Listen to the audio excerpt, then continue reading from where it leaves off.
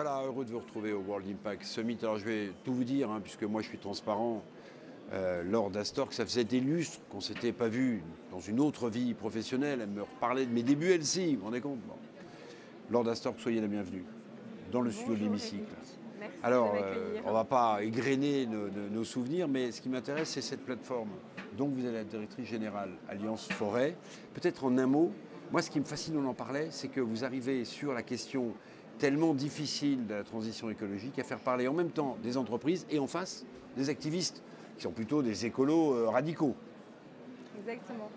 Alors, l'Alliance pour la préservation des forêts, c'est un collectif d'entreprises qui est engagé pour des matières premières responsables. Donc, ce sont des entreprises comme Nestlé, Ferrero, Mondelez, qui utilisent des matières premières comme le café, le cacao, l'huile de palme, et nous les accompagnons pour que ces matières premières soient responsables et ne soient pas issues de la déforestation.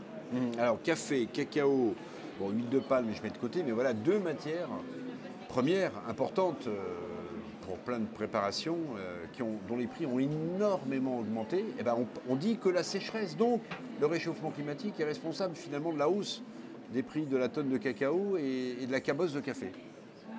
Alors, la déforestation, pour vous donner une idée, c'est 420 millions d'hectares de forêt qui ont disparu ces 30 dernières années, donc c'est absolument énorme.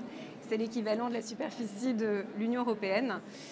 Donc il y avait urgence à se mobiliser sur cette question et donc l'Alliance a d'abord œuvré en fait en France pour pousser et obtenir une stratégie nationale de lutte contre la déforestation importée qui a été publiée en 2018. Et avec l'ensemble des parties prenantes, notamment les ONG, nous avons ensuite poussé pour qu'il y ait une réglementation européenne, donc au niveau européen, et qu'il y ait les mêmes règles du jeu pour tous, pour qu'on arrête d'importer des matières premières qui soient issues de la déforestation. Est-ce que tout de même le réchauffement climatique aujourd'hui est un sujet partagé par toutes les entreprises que vous abritez sur cette plateforme, y compris peut-être celles qui font des forages, utilisent des énergies fossiles? Est-ce que l'idée que le réchauffement climatique maintenant est devant nous et on est en plein dedans est partagée par tout le monde? Il n'y a plus de discussion. Alors aujourd'hui, nous, notre collectif rassemble une vingtaine d'entreprises, principalement dans l'agroalimentaire. On a aussi des acteurs de la cosmétique comme Givaudan. Et donc ce sont des entreprises pionnières et leaders sur ces questions-là. Donc ça fait 10 ans maintenant que le collectif existe. On a démarré sur la filière de l'huile de palme il y a 10 ans et en 2018, on a décidé d'élargir le périmètre d'action à d'autres matières premières. Et aujourd'hui, la réglementation européenne couvre 7 matières premières, dont celle dont on a cité. Et il y a une vraie mobilisation et engagement des entreprises aujourd'hui pour avoir un sourcing plus responsable. Lors d'instant, vous avez eu le temps de faire un petit peu le tour du World Impact Summit ou vous arrivez juste? Dites-moi. Franchement, oui, bien attendez, sûr. je vous pose une question. Si vous me dites que vous avez fait le tour, je vais vous demander mais quels stands vous ont marqué.